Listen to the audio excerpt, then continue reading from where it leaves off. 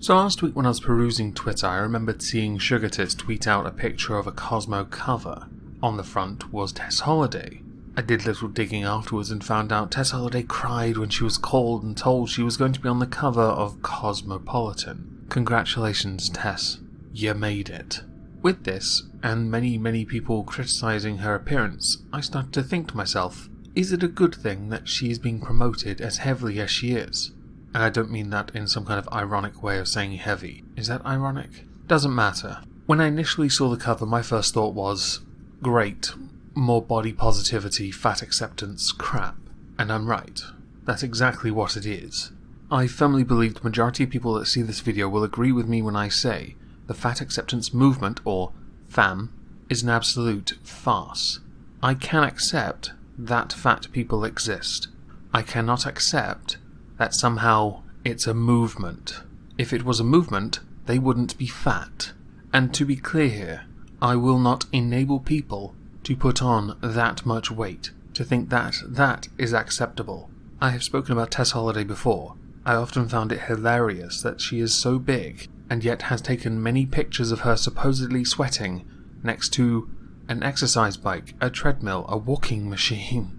If I can find the pictures, I'll put them on the screen. If not, you're welcome.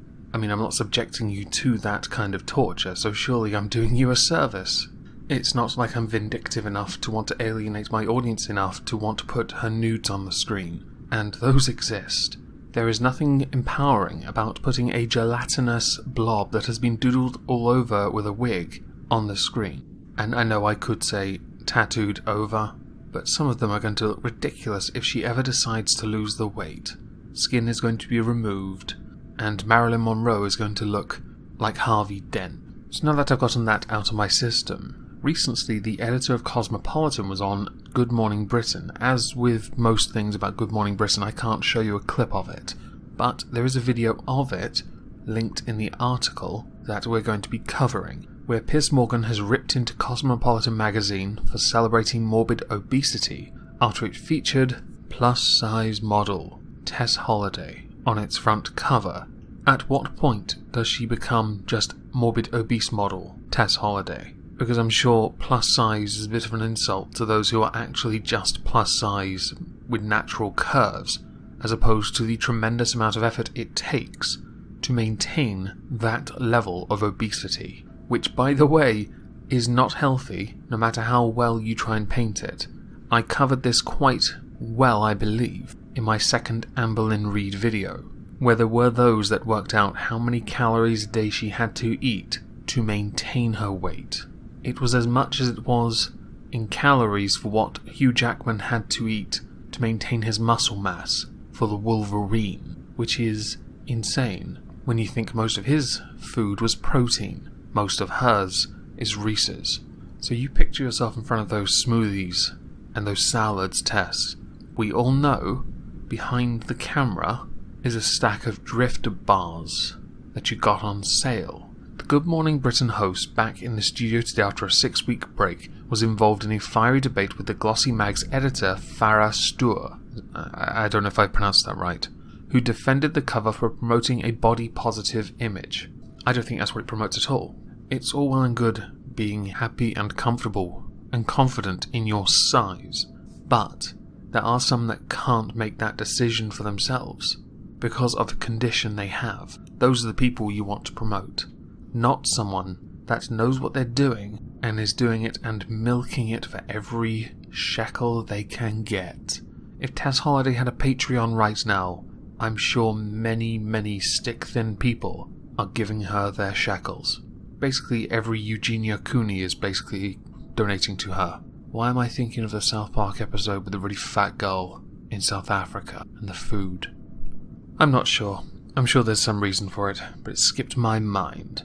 Piers Morgan called the move dangerous as Britain endures an ongoing obesity crisis, with an epidemic of overweight people costing the NHS billions each year. This is one of the many areas where the NHS is unnecessarily wasting money accommodating for morbidly obese people who entirely bring the problem on themselves, to the point where they are now a burden on society. And I know what some are going to say, yes, well that won't plug the hole in the NHS because the NHS needs investment, more investment, even more investment, so much more investment.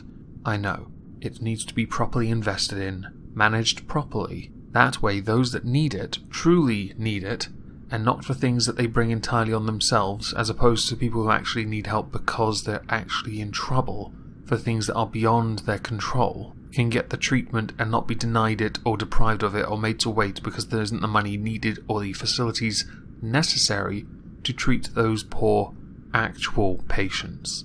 And I know what someone's going to say, you're remarkably intolerant of morbidly obese people. Yes, I am. I really am. And I say this as someone with family who are morbidly obese that have cheated their way out of being morbidly obese through gastric surgery and free surgeries to remove skin, blah blah blah. My view, like many others, is that if you've spent your entire life living off takeaway and you weigh 35 stone, or if you're a quarter-ton girl living in Kentucky, cough cough amber, cough cough, blame it on your disorder if you want, a disorder that is not widely recognised for the most part. It sounds to me like you're incredibly bored, and you're just doing it to pass the time. Then who are you to think society owes you anything to pay for surgeries that are elective, and in our country have shown you haven't even tried to lose the weight before? You can just get it, because your confidence needs a boost, which is oddly reminiscent of that prostitute that needed a new set of boobs because of her confidence. That's not even a joke, paid for by the taxpayer. Congratulations, and we'll get to that some other time, but it is an old story, so maybe I'll just mention it again in passing in a future video. My view on body positivity. I have no issue with that. I really don't. I think we should all be happy and comfortable the way we are. We make the choices, we make the bed we live in. That kind of... is that the idiom? I also firmly believe in the you are what you put into your body. If you put the right things into it, and you do the right things to your body, then you'll be the very best version of you could possibly be. And that version could potentially live a very long and healthy life. It is reasonable to say that that person has a greater chance of living a better, healthier, and more fulfilling life than that of someone who sits around all day, gorging, binging, unnecessarily wasting food that could be used for a poor starving family somewhere else. Might I recommend sending all your food to Michigan instead?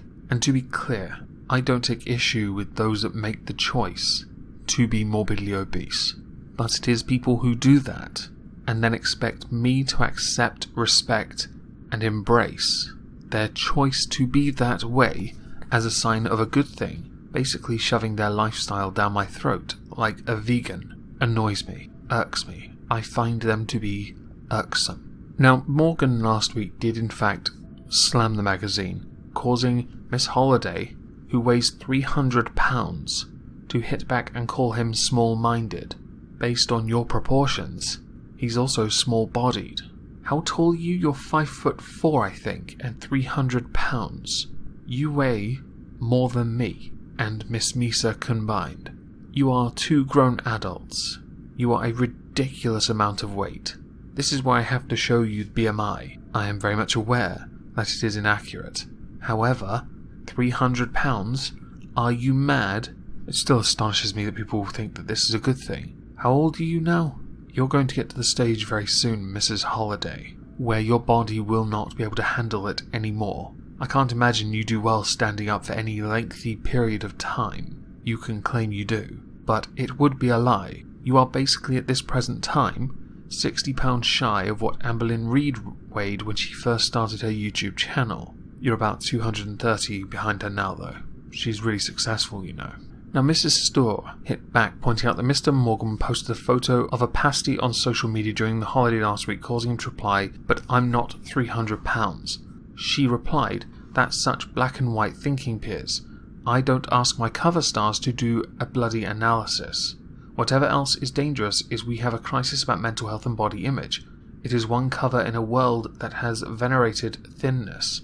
It is not venerating thinness to think 300 pounds is unacceptable. And yes, this is a remarkably black and white thing. There are plenty of studies that show people who are thinner than 300 pounds live a healthier, more active lifestyle. live a more fulfilled and happy life. People who weigh 300 pounds plus are busy pretending to be a victim because someone else caused them to be the way they are. Therefore, their mental breakdown is entirely someone else's fault, when in actual fact, it is entirely their fault. They brought it all upon themselves, and they are disgusting. We should not be celebrating this. We should never celebrate this. This is disgusting. You can wear whatever you want, but I will not ever enable someone like this. And you can call me a hater if you want, Mrs. Store or Mrs. Holliday, if you're ever unfortunate enough to see my crappy content. I'm not a hater, to be clear. I am critical of the message you pass off because it is remarkably dangerous. There is no subtle nuance. It is simply a case that you are too narrow-minded to understand. There is a vast difference between being thin, which is of course bad because that hurts people and puts them under pressure, being healthy, and then being Tess Holliday. So now that I've gotten that out of my system, I hope everyone has a lovely Tuesday, and thank you all for listening. Oh, goddowns. In your arse. Imagine my shock